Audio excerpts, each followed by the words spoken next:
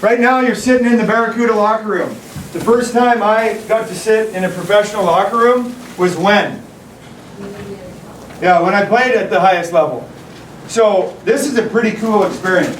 Some of you probably got to go through a locker room already in your life, look around. Well, for us as coaches, we want to give you every tool that we possibly can to one day see your name up above one of these stalls. Maybe not in the Barracuda locker room, but maybe somewhere else. Part of it's going to happen on the ice, part of it's going to be off the ice. What you do individually, how you are as a teammate, whether you show up on time, whether you tell the truth or not. Because when you do the right thing, you're going to go farther. Make sense? Any questions? Coach Peter has some great advice about how you can prepare. We've talked about it maybe different ways in the past, either with the Bears or the Junior Sharks. But make no mistake, part of your journey is going to be on you. I don't know how much. Part of it's going to be on your coaches, and at this point, some of it's going to be on your parents. During this weekend, hopefully at the end it becomes more clear about why you play the game and for who, what you can do to make yourself the best you can be. And if we do that, guess what becomes more fun? The game. And you have to have fun. So now, open your minds up to some creative thinking that Coach Peter will challenge you with. Open your minds up to understanding that we can all do more individually to help our teams. Open your minds up to understanding you won't always have the line mate, the defensive partner, or maybe even the team you're dreaming of. Don't wait for the perfect scenario, because it probably won't happen. Look to be a better teammate, make others better, and when you do that, people are going to take notice. And at the end of the journey, wherever that takes you, you're going to be proud of what you did. Cool? My name's Curtis Brown, for some of you that don't know, director of the Junior Sharks. I get to coach a little bit. I take great pride in trying to help anybody that will listen. Am I perfect? Do I have all the right answers? No.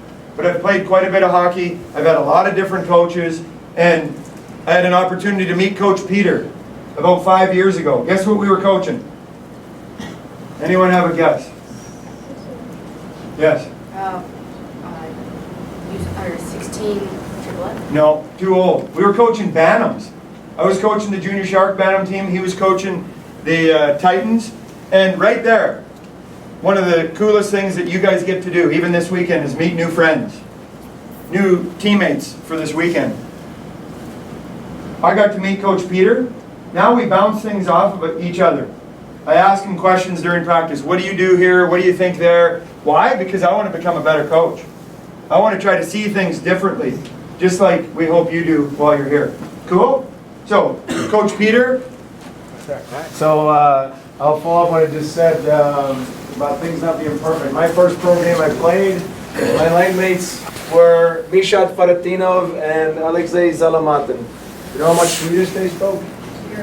How much English? So I'll say, hey, I'm coming in late, F3 next shift. You think the answer was, all right, sounds good. It was like, what are you doing? Right? So you can't communicate with your line mates. Are you prepared for that? Are you going to go home and complain about it? Do you think the GM of the organization gives a hoot about how bad things were for you? He just gave you an opportunity to play in a pro game, right? Nothing to do about that, yeah? How many guys started playing hockey by waking up one day and telling your parents, I want to go play that cool game out there, versus, well, how many of those guys are there in here? Or did you start playing hockey a different way by showing their hands? Or did your parents just wake you up and say, we're going to try this new game, get out there, start playing, and then you just kept doing it? No? You didn't do either? So how did you start playing then? You win the lottery? He put you up there, right? So you didn't know yet whether you loved it or not, right? Okay, how many guys just loved this before you even started playing? Couldn't wait to get out there. Okay, cool. So there's two types of people that play hockey. They're the ones that love the game, can't wait to get out there. And there's the guys who are hockey players. Well, what's the difference? Yeah, JC, what do you got? The guys that love the game are committed to it, and the guys that just like playing the game, they just play it for the fun of it, but they won't put any effort in, or most of the time they won't put any effort into them getting better. Well, I think the hockey player embraces the whole lifestyle of being a hockey player, which means that you eat right, sleep right, right? You practice the right way. Whereas the ones that love hockey just go out there and play because they love spending time with their friends, feeling that puck on their stick and shooting a couple goals here and there, doing the sickest celly and all the other stuff, right? That's usually the difference between the two. And as you now grow through Bantams, you guys your bodies will change, you'll get bigger all of a sudden. Those push-ups you did, things will happen. You'll get a nice defined body like this one, and everything will be great. Right? So it's an exciting time for you guys, but you will migrate away from just being playing hockey to being a hockey player. Now, how many guys have heard the odds of making it? What are they? What's the percentage of making it? What do you got? Yeah? 0.01? Okay, so let's just relate that to the group that just play hockey. They kind of stumble into a professional contract. Yeah, fine, whatever. Oh, hey, Thornton, what's up? Yeah, score that. Whatever. How many? That happens to about 0.001, right? What about the guys that are hockey players? What's the percentage? No? How about that? How about that? Is that your attitude? Yeah. You guys are thinking about, yeah, I'm supposed to say yes right now because the coach is telling me something and I'm well behaved, so I'm going to shake my head up and down as I'm supposed to. What are you saying? Yeah, that's about it. So I used to work with a guy named Brett Courtnall, right? And we ended up going to a tournament together, sitting down and talking his fun story. He said, yeah, we were from Canada, we're a top-end team. We ended up going to this school. Coach sat us down, we're about 14, 15 years old. And he looks at us and he goes, about 2 guys from this team right here are going to make it to the pros. The first thing that was on my mind, he says, who's the other guy? Started looking around. Right? That's a hockey player. He's convinced beyond belief that he's 100% sure he's going to make it. Now he's going to start working towards that goal, right? Now, if I'm a scout and I come and look at a team, do I pick everyone? Do I put my career on the line for that 4th line guy who gets 2 minutes a game? And if I'm wrong about him, I'm going to lose my job. Do I put my bet on him? Or who do I look for? Top players, right? The guys that make a difference. So if you have the greatest coach in the world, and you're surrounded by 19 other guys, because they're usually 20 deep, what are your odds of making it?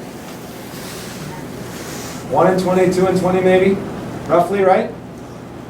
How do you stand up from the other guys? You've got the same guy teaching you the same thing. How are you going to stand up? And that's what we're going to talk about here. Okay?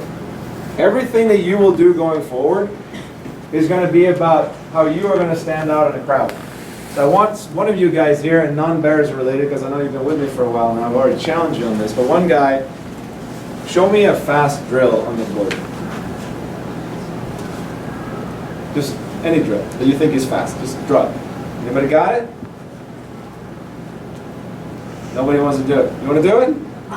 You want to draw a fast drill? Well, No, you can't do it then. No? Yeah. Non-Bears. Give me a shark. Come on, somebody stand up. Just give me there's enough. You cannot answer this question wrong. I guarantee you. Just draw a fast drill. You want to do it? All right, then I'll do it. Okay, you got drill number 1. Okay? And you got drill number 2.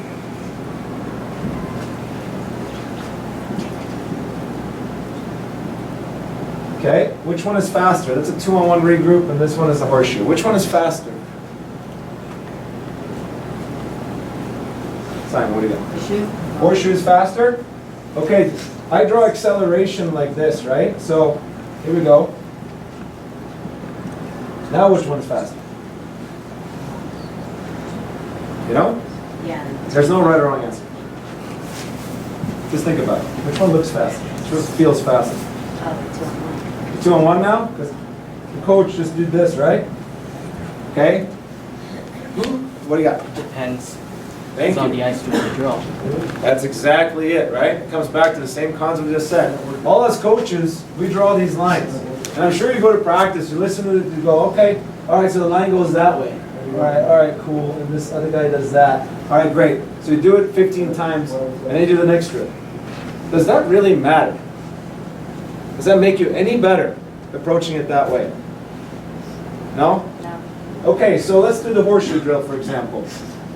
What game situation does this relate to? Where would this be really effective? JT, what do you got? Off of a cycle, and the other guy could just cycled it, and then you just go ahead with the split. Okay, so well, it's just one pass. So let's say you're coming in F3, right? Sustained pressure, or maybe it's 3 on 2, and you're coming in F3, dragging, this guy turns around and gives you that pass. And if you think about it that way, are you getting better now? You took a stupid horseshoe drill and made it a little bit exciting, right? And then you're like, hold on, we don't have that idiot guy from Mites anymore in net that couldn't save a shot. Now Nabokov or somebody is in nets, right? So should I just shoot a snapshot out here? Or do you think I need to do something else to make that goalie let the puck in, essentially? Maybe take a shot, take it that way, and shoot it. And then you're like, you know what? As I'm coming out of this corner, Letang is going to cover me, and he does a pretty good job. How do I shake him off? On his face, right? You try to make the skate face or whatever you're going to do, right? So now you took this boring horseshoe drill, which I refuse to do because it's so boring, and you made it pretty exciting. You made it into an F3 drill with a shot fake, maybe a tempo change over here, right? Some nice little crossovers right there, tempo change, and then you go in and you finish up the shot top shelf, right? Now, the coach is just going to come to practice and go, horseshoe guys, and you guys probably go in there, you treat this like you got a 5-minute breakaway, take 3 rebounds on yourself, laugh a little bit, and go back to the corner. So, out of the 2 guys that started down here, this guy is a square, he's a hockey player, this guy just plays to play hockey. He sees a horseshoe, this guy sees an F3 with a double beak finish and a top shelf. This is 100%, this is 0.003 of me. Is that up to the coach? Right? No, it's up to you guys, yeah? You're going to be the 2 out of 20 to make it. Okay? So you need something in order to think about it this way. And a person said it the best, it's pretty smart, who said, imagination is more important than knowledge, for knowledge is limited to all we know and understand, while imagination embraces the entire world, all there will ever be to know and understand. Who is that guy? Albert Einstein, right? Now, anybody speak German in here? You know what this means? If I split the word up in 2, Einstein means a rock. And we say dumb as Einstein. So next time somebody offends you, as dumb as a rock, it's a pretty nice thing to say, actually. Dumb as Einstein. Anywho, imagination, right? Coaches cannot teach you that. You are responsible for it. So let's make it practical, okay? You guys have heard cliches all the time, right? And you repeat the cliches if somebody asks you something. How do you make it practical? How do you do this, right? Well, let's say you go to practice. Last game, you were like Ovechkin. Ovechkin, let's exaggerate. Let's say Ovechkin has 10 shots on net in a game. What's a good shooting percentage converting 10 shots to a goal, do you think, for an NHL player? Because essentially, every time he takes a shot, he gives up a rush, an opportunity, something, right? So out of those 6 shots he takes, if he's going to make $8 million a year, or whatever he makes, 12 or something, what do you think his percentage of scoring should be? Out of 10 shots. Is it good to 6 out of 10? That would be great, but that's unrealistic. 0.5, is that good? 3? Like a baseball batting average? That's pretty good, right? Yeah? 55, 60 goals a year for top end players in the NHL. Right? You take about 3-4 shots a game, that would equate to about 25% shooting. I would say 2.5 goals roughly on 10 shots, roughly. Average, right? How do you put that in a game? How can you drive your individual competition, because it's in 3 layers, competition, individual. How does he make that practical, envisioning being a 100% guy? How does he go to practice and think about, you know, I need to score more? And I'm going to make up the decision, because the coach got to think about everybody. He thinks about himself. What do you got?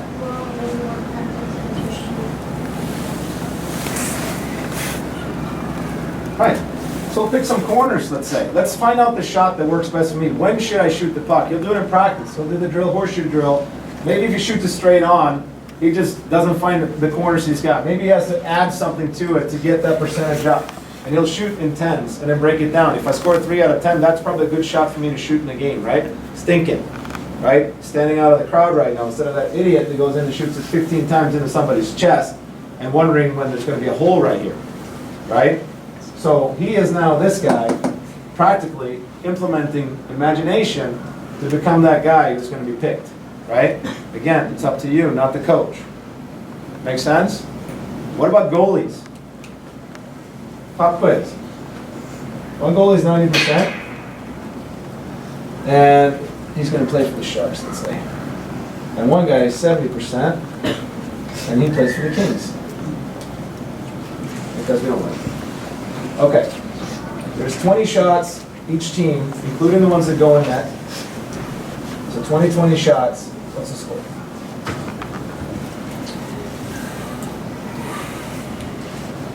Kings what? Sharks what? Mathematically, we're challenged right now. What do we got? Come on. Anybody? Yeah? 6-2. 6-2. Nice job. Every 3 shots, 3 out of 10 goes in, right? Times 2, 6. The 2 Sharks. Congratulations. The goalie is like, I suck today. How can he make this practical into a game? How does he evaluate himself to get his percentage up over 90% to get picked on and go on to the NHL all the time? How can he do individual competition that the coach cannot tell him to drive himself harder in practice? All right, let's go to the metric system real quick. Let's break it down in 10s, right? You got a warm-up drill, horseshoe, probably getting 20 shots right there. Okay, he goes out, boom, boom, boom, boom, boom, 10 shots. I say 7 out of 10, that wasn't very good. I had to do something different. Boom, boom, boom, now 9 out of 10. What did I do different? Okay, you figure it out. Go to the 2-on-1 drill, 20 rushes. Go 10, boom, boom, I let 5 in, terrible. What's wrong? Reassess, go out, now I save 9 out of 10, now I'm at 90%. That's the hockey player. Thinks about the game beyond the drill, right? Pushes himself individually to stand out from all the other guys to become better. Right? Before a game, if I was going to tell you, how do you become better at this game? By bringing something to it that the coach is not. Because the coach cares about strategy. He tells me we're going to go forecheck this, we're going to break out this way. And how do you take that and say, above and beyond that, I'm also going to do this? And what would that be? How could you help yourself get these percentages up to be better? Practically. See, you're throwing something back at me. Can I use it? You guys got to go, when you come to the game to become better, you got to practice. Does that help you out? You're going to go home and say, I got to go practice. Does that help you? No. Right? So now you're like, Dad, I need help. I got to go watch YouTube, or I need $100 an hour for the super trainer is going to help me out to think. Because I don't know how to use imagination. I have no idea how to get faster. How do you get faster? Skate faster. How do you shoot harder? Shoot harder. Is that really that hard? No. Right? 0 lessons right here. My career. Okay? First Brown, 0 lessons. Lessons? Yeah. Couple? All right. It's typical over here in California, so I don't blame anybody, but I'm just saying in general, you have to think for yourself, yeah? So if I'm going to go to a game, I would think about 3 things before the game to prep my mind, right? What am I good at? Oh, this and that. Or let's say I was a fastest skater, so I will just sit there and just think about how I approach my skating stride, how I'll get the good jump on the guy to create time and space and distance, right? That'll allow me to implement my second talent, which is playmaking. Without that distance, I can't make a play because I'm just shoving up Thornton the whole time and going one-handed passes instead of going over here, leaving him there and making a simple pass. That's how I practice. That's how I play the game. When I do my shots, I don't have the hardest shot. Can I score still if I don't have the hardest shot? Sure I can. I'm going to use deception. I'm going to fake that pass and then shoot. I'm going to work on that in practice and go in and execute it in the game. Percentage goes now from 50% shooting, from 10% shooting maybe up to 50, I don't know, whatever the number is. Even still, you can have the dumbest coach out there, you can draw the dumbest drills, but you're using imagination, interpreting all that stuff into the game to make it your own, which makes it exciting, right? Does that make sense? Yes. All right, very good. I'm going to pop quiz you a little bit because I don't want this to go too long. So I'm going to round it up real quick here. How many calories does a player who weighs 125 pounds burn in 1 hour of playing hockey? First of all, is that an important question or not? Yes. Okay, now then give me the answer. What do you got, Sam? 1,000? What do you got? It depends. Well, this is specific as the weight ratio transfer. Well, it depends on how he plays. Right, you're right. You can just mess around and do anything, you can work hard. It'll depend. But on average, let's be practical. Let's do ones and zeros. What do you got? About 100. Okay, so 475 calories every hour. Okay? Now, if you're this guy, 0.003, you're like, oh, mom will make that. Don't worry about it. You make me the waffles. I'm sure you're gonna be all right. This guy's like, Big Mac. 975 calories. Are they good or bad? Bad. Pasta. Good. Long carbohydrates, right? There's long and short. So they're long carbs. And I'm going to eat a full plate of it. 1,300. I'm going to do it 2 hours before the game so the digestion will actually push it out into the muscle to turn it into energy. Boom. Now, I can do 2 hours of this, no problem, right? Oh boy, we went into overtime. I got to burn another 475. Oops, 475. What do I do before that overtime goes in? I goes in and I sit right here. Do you think the coach goes in? Okay, another round of pasta, guys. Here we go. What do you do now? What do we eat? You're screwed. A little bit, but not really. Yeah. Fruit. Fruit. Why? Well, the fruit like oranges because it's high in organic sugars. Yes.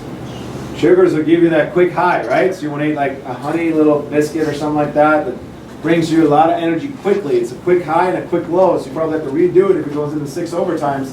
Sooner or later you're going to pee it all out, right? You know, so this right here makes you that guy, rather than the other guy who just sits there and drinks water and coffee and just hopes for the best, right? But it makes a big difference. So this again will make you that 2 out of 20 to get out there and make a difference in your life. Okay? Now, why is stretching important? People probably told you 1,000 times. What do you got, Kaplan? Hurt yourself. Very good answer. I like that you started there. Everybody says, oh, to loosen up and prepare. Okay, you don't hurt yourself. Anything else?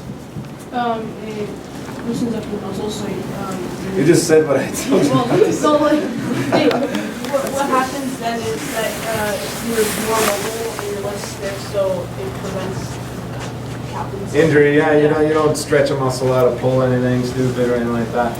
Does it make you stronger? No, doesn't make you stronger.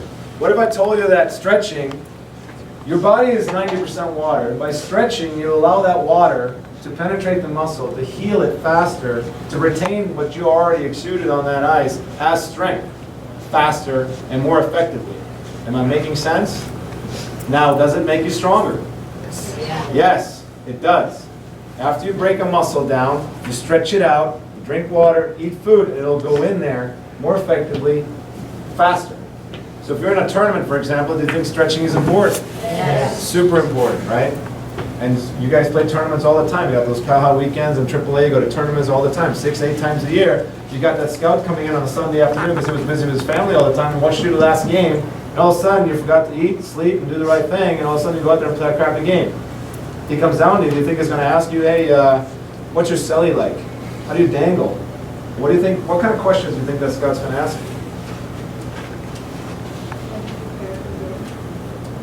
That'll be one of them. I'd probably call his trainer and say, how is he at home? I get phone calls like this all the time, guys. They call me up, how's his grades? Why is grades important? Do they really care about school or not? Every coach, where you're going, has a job. His job is to win. If he doesn't win, what happens? So he needs winners, right? Can we make that conclusion? Okay? So if I want winners, do I want to win one game or 82 games? 82. Right? So if I want 82 games and I want that consistency, I want injury prevention, so I'm going to call the trainer and ask him, does he eat right? Does he train right? Right?